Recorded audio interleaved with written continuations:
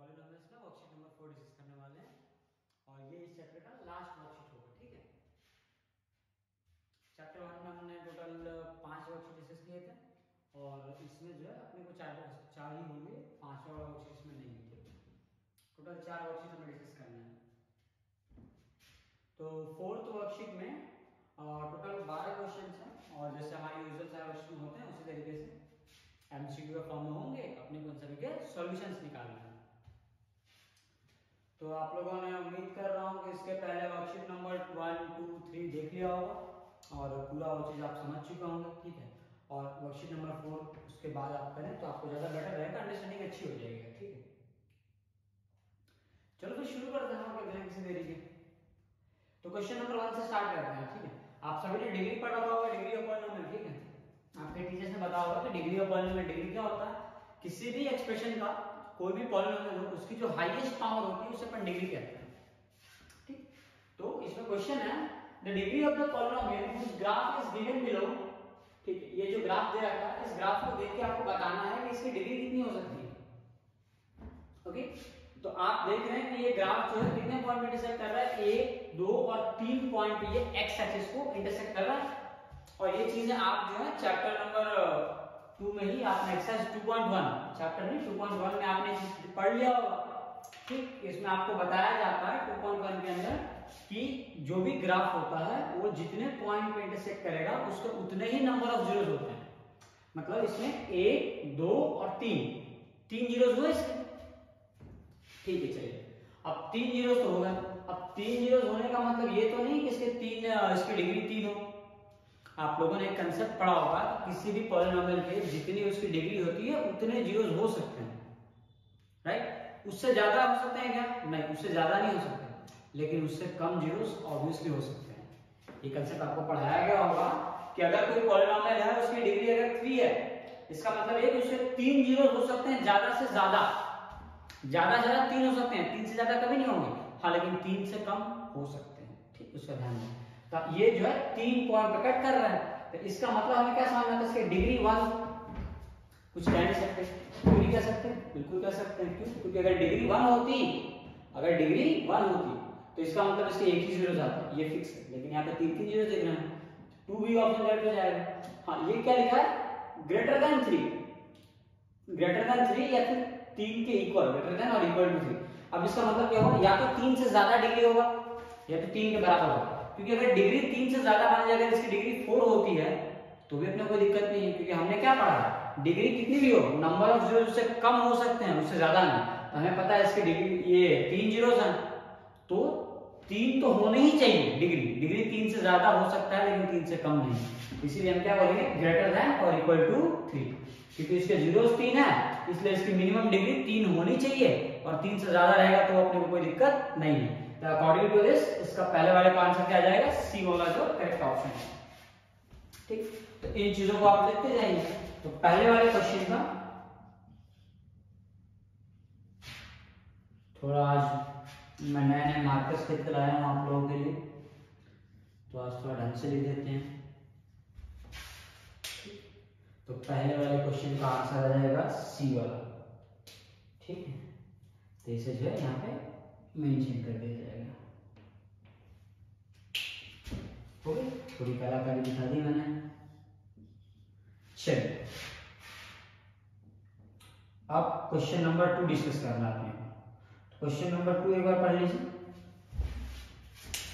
Question 2 कहता है if the sum of the zeros of the polynomial 3x² - kx + 6 is 3, then the value of k is.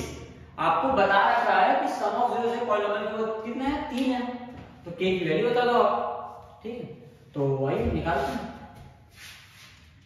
Some of zeros. तो आपने पढ़ रखा होगा polynomial क्या रहेगा, पॉलिनोमियल है आपका 3x² - kx + 6। ठीक, और आपको बताया कि sum of zero is alpha + beta will be equal to -b/a, और ये आपको दे रखा है कि सम ऑफ जीरो जो है वो 3 है, इज इक्वल टू माइनस है माइनस। अच्छा, यहाँ पे b की वैल्यू क्या है, आप देखिए a क्या होता है, जो x² का कोएफिशिएंट है, राइट। तो x² आएगा 3, a की जगह 3 आएगा, b की जगह पे क्या आ जाएगा, जो x कोएफिशिएंट है दैट इज -k, और c की जगह पे क्या आ जाएगा 6। तो अपने ना -b/a रखना है, तो माइनस लगा दिया अपन ने। अब b की जगह पे क्या है, b की जगह पे आ जाएगा माइनस के, तो रखिए माइनस के अपॉन में a की जगह पे क्या आ जाएगा 3, यहाँ पे 3 रख दिया हमने।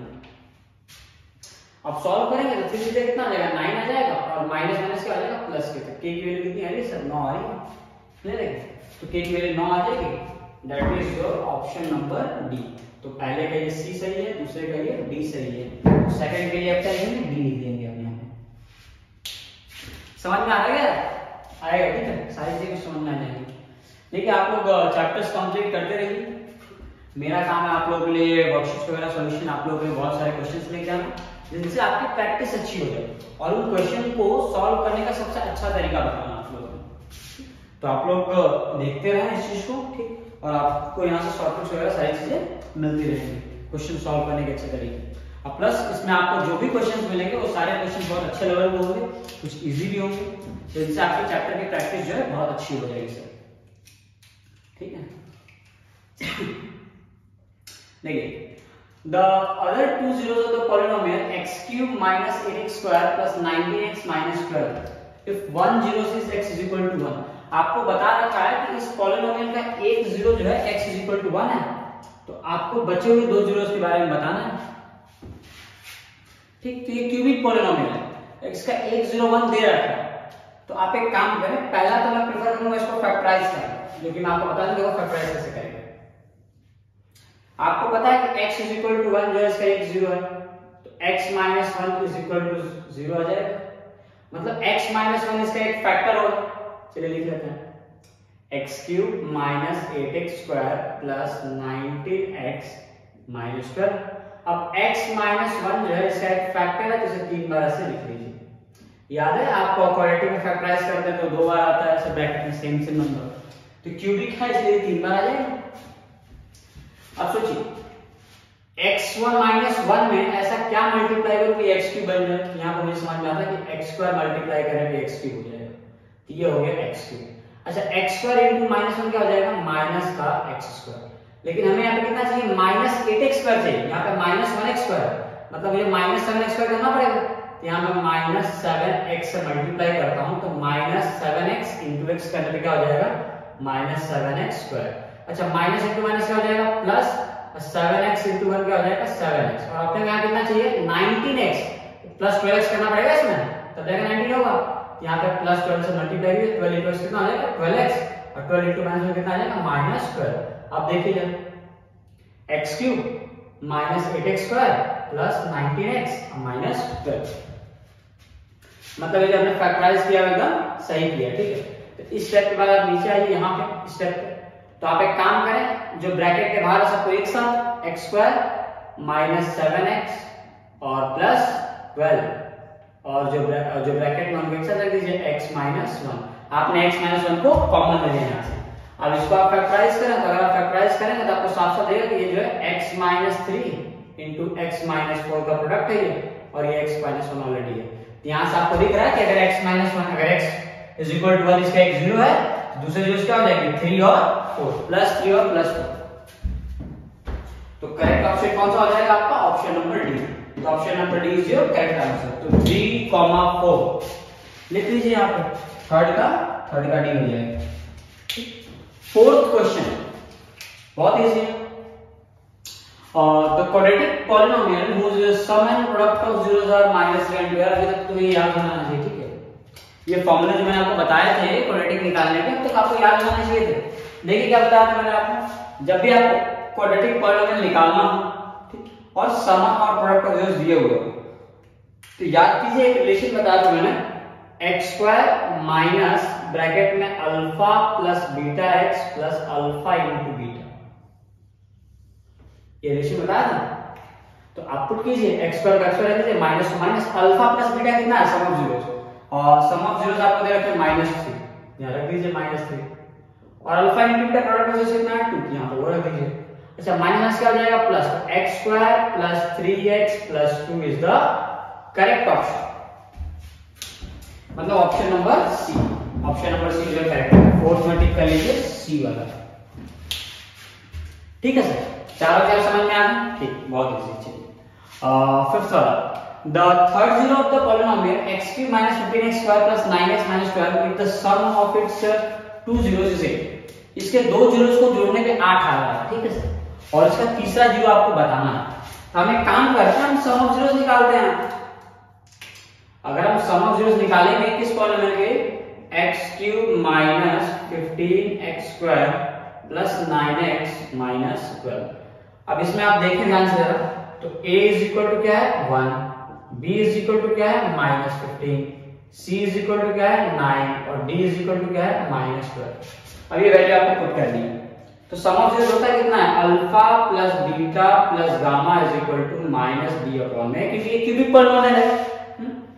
तो आपको पता है आपका हिसाब से द थर्ड जीरो, आपको थर्ड जीरो बताना है। मान लीजिए आपको गामा नहीं पता, ठीक है, और उसमें इधर का is the sum of its other 2 zeros, लिखा है ना, the sum of other 2 zeros, मतलब जो एक जीरो आपको पूछा गया उसको छोड़ के बाकी 2 जीरोस का जो सम है वो 8 आ रहा है। तो एक काम करते हैं, मान लेते हैं कि अल्फा प्लस बीटा का जो सम है कितना है वो 8 है। इसे अब 8 रख दीजिए, 8 plus gamma is equal to minus को माइनस, अच्छा b की जगह पे कितना आ रहा है माइनस 15 रख दीजिए, और a की जगह पे कितना आ रहा है 1, ये भी रख दीजिए। तो ये आ गया 8 plus gamma is equal to minus minus 15 आ गया। यहाँ से गामा का वैल्यू आ जाएगी 15 माइनस ये 8 को उधर से इधर फेंक दीजिए, तो 15 माइनस 8, ठीक, तो यहाँ से आपको मिलेगा गामा इज इक्वल टू 7। तो आपको करेक्ट ऑप्शन क्या मिल गया, option number A gamma is equal to 7 जो है करेक्ट ऑप्शन है। फिफ्थ का 7 टिक कर लेना, ठीक है। चलो दूसरा करते हैं, इफ √5/3 एंड -√5/3। देखिए ये क्वेश्चन आपको सीबीएसई में गुजरात बोर्ड दोनों में आएगा, लेकिन ये 4 मार्क्स का क्वेश्चन हो जाता है, ठीक, 4 मार्क्स के लिए क्वेश्चन होता है, काफी लेंथी जाता है सवाल। यहाँ पर 1 मार्क्स में पूछ लिया है तो आप करेंगे, और 1 मार्क्स में जब पूछा हुआ है तो आपको आंसर तो लाना है इसमें, ठीक है। अब आंसर लाने के लिए आप मतलब मेथड सॉल्व करें इतना लंबा, उससे बेटर क्या है कि अपन वो मेथड ना लगाएं, अपन ट्रिक यूज करते हैं। ट्रिक मतलब क्या, अपनी बुद्धि यूज कीजिए, उससे अच्छी कोई ट्रिक नहीं होती, ठीक। आपको ऑप्शन दे रखे हैं, आप ऑप्शन से सेट करके देखिए जीरोस आ रहे हैं कि नहीं आ रहे। तो जैसे अपन चेक कर लेते हैं, चलिए काम कीजिए, इसमें वैल्यू है 1 - 1, ये दिख रहा है आपको 3 ऑप्शन है, तो मेरे को बहुत कम ही पॉसिबिलिटी लग रही है 3 और -3, तो मैं 1 और -1 इस पे ट्राई करते हैं अपन। तो एक काम कीजिए, 3 + 6 9, 9 - 2 7, 7 - 10 ज्यादा हो जाएगा, -3 और -5, ठीक है, ऐसे छोड़िए। 1 इसमें हम रख के देख लेते हैं, तो 1 लगेगा 3 + 6, नहीं पॉसिबल नहीं है, 1 तो नहीं होगा, ठीक है, 1 जो है करेक्ट ऑप्शन नहीं है। और -1 रख के देखते हैं, तो -1 रखने पे क्या हो जाएगा, ये हो जाएगा आपका 3,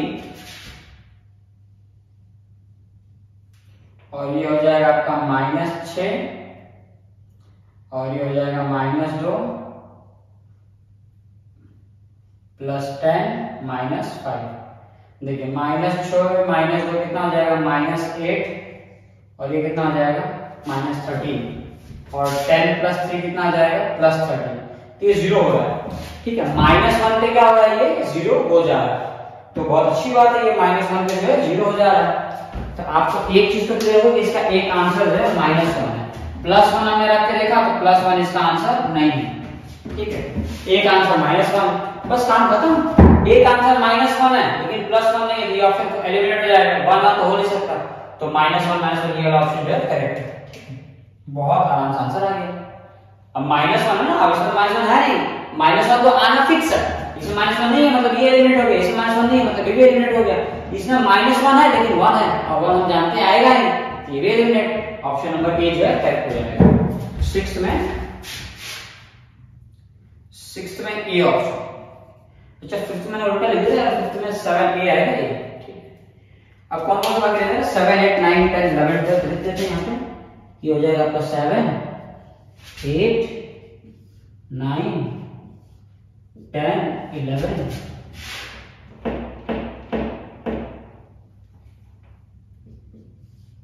और यहाँ पे आ जाएगा 12। चलिए, तो अब अपने को 7 8 9 10 11 12 वाले क्वेश्चन सॉल्व करने हैं, तो अपन इसे मिटा देते हैं।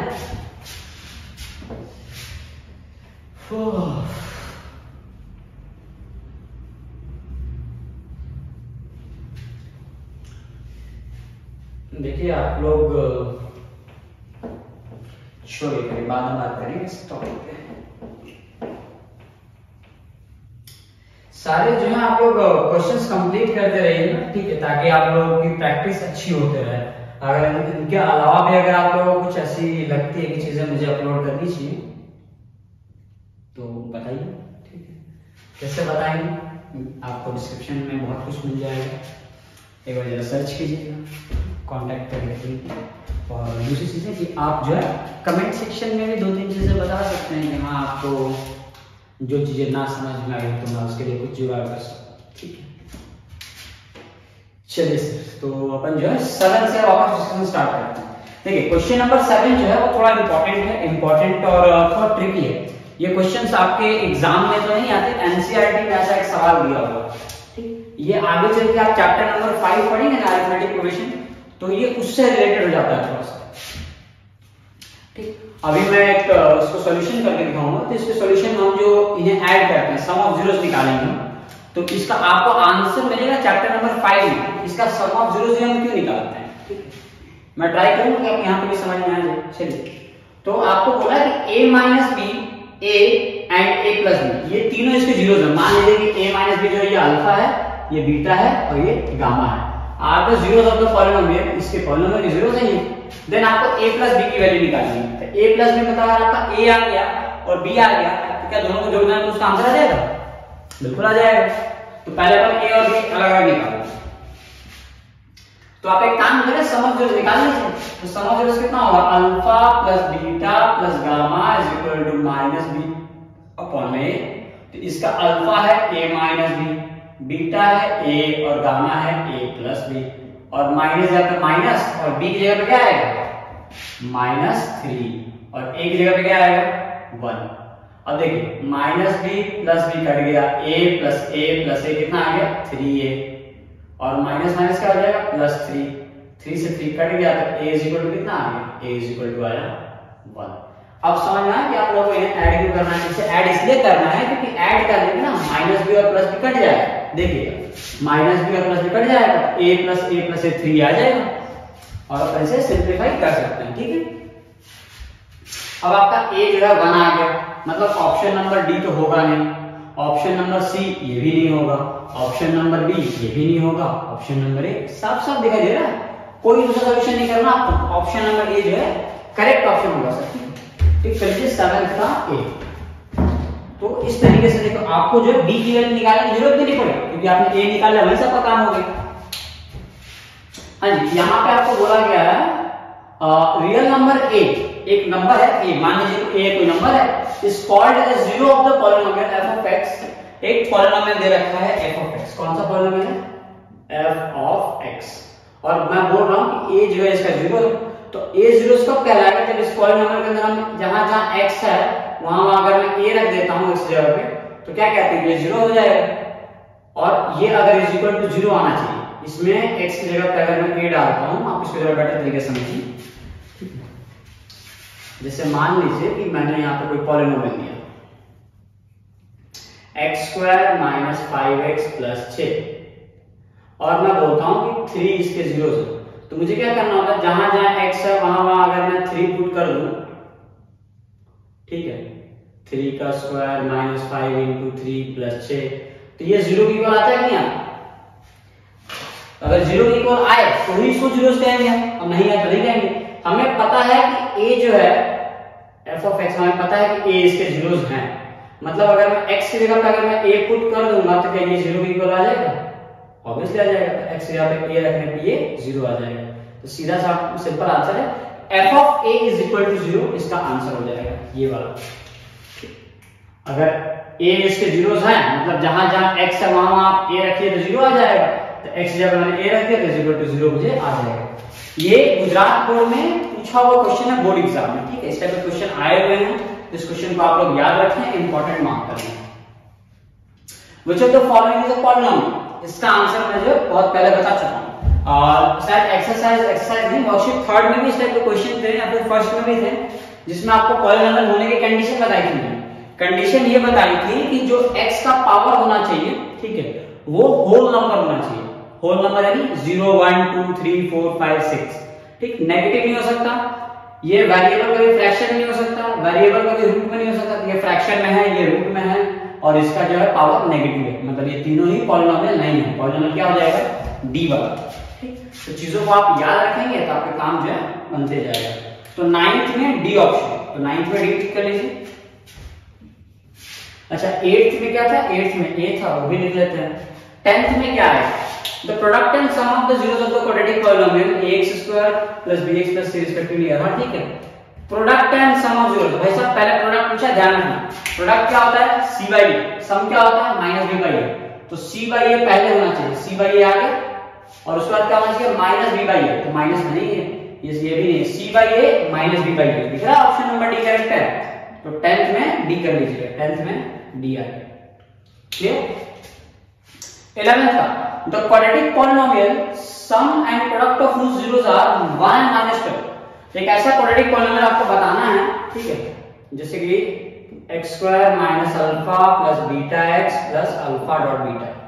तो आपने पढ़ रखा होगा, हाँ, कि ये फॉर्मूला पढ़ रखा होगा आपने, तो मैंने जस्ट क्वेश्चन नंबर 2 3 में कहीं रैंडम में यूज किया है फिलहाल के लिए। ठीक, तो आपको पता है कि सम ऑफ zeros जो 1 है और प्रोडक्ट ऑफ zeros -12 पुट कर दीजिए, तो माइनस ये आ जाएगा 1x और -12, तो x² - x - 12 जो है करेक्ट ऑप्शन है। x² - x - 12 ऑप्शन नंबर ए में है। ठीक, टिक करो। 11th का ए, और इसके अलावा 12th वाला, if the product of two of the polynomial नहीं होगा, if the product of two of the zeros होगा, ठीक है, यहाँ पे थोड़ी सी ना टाइपिंग मिस्टेक हो गई है, ठीक है, product of two of the zeros of polynomial है, ठीक है, if the product of two of the zeros of the polynomial, ठीक है, 2x³ - 9x² + 13x - 6 is 2। इसमें बता रखा है कि दो जीरोस का प्रोडक्ट जो है वो 2 आ रहा है, तो तीसरा जीरो कितना होगा। देख क्वेश्चन का मतलब समझिए, क्वेश्चन का ये कहना है alpha dot beta dot gamma product of zeros होता है -d/n, ठीक, क्यूबिक में।